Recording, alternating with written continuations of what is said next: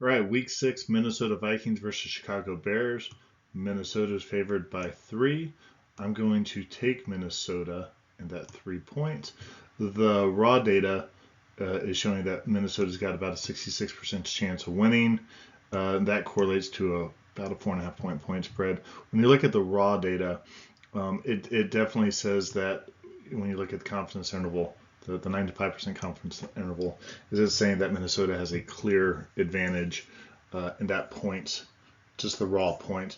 And then you can see the spreads over here, the distributions in the box plots as well.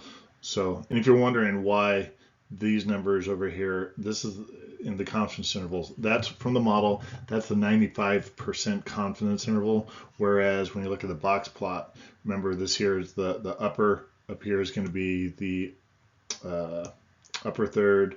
This is going to be the 50. I'm sorry, not the upper third, the upper quartile. Then that's going to be the median. This here is going to be the second quartile, and then you're going to have your extremes out here. And then you can have your big extremes. So anyhow, um,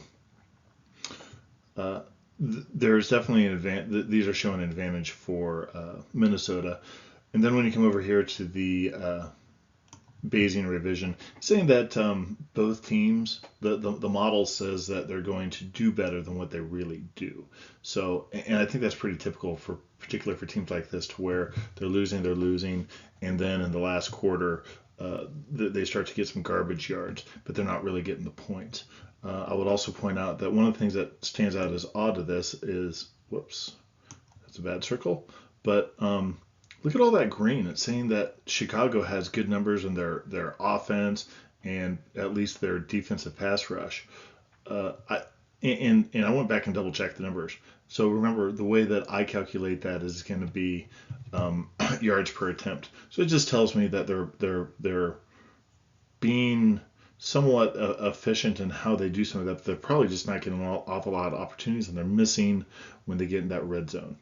So, and again, one thing I would point out though is if you watch this last week, you have to admit Chicago looked pretty good, and I think Washington is actually not a bad team. Meanwhile, Minnesota, I think, a whole lot of losses up here. That's for darn sure.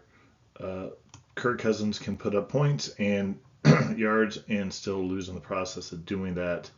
And the team that they did win was not exactly a really big win.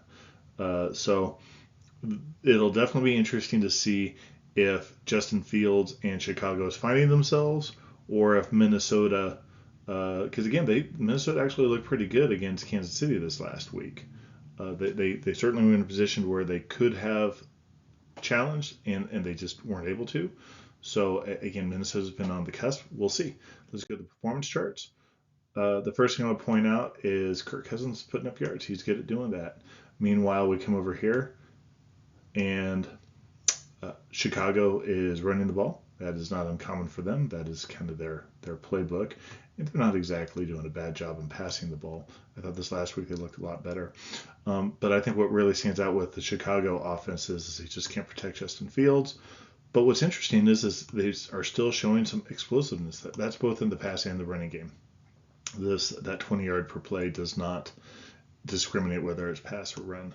So, and then when you come down here to Minnesota, similar numbers in explosiveness. So we got that.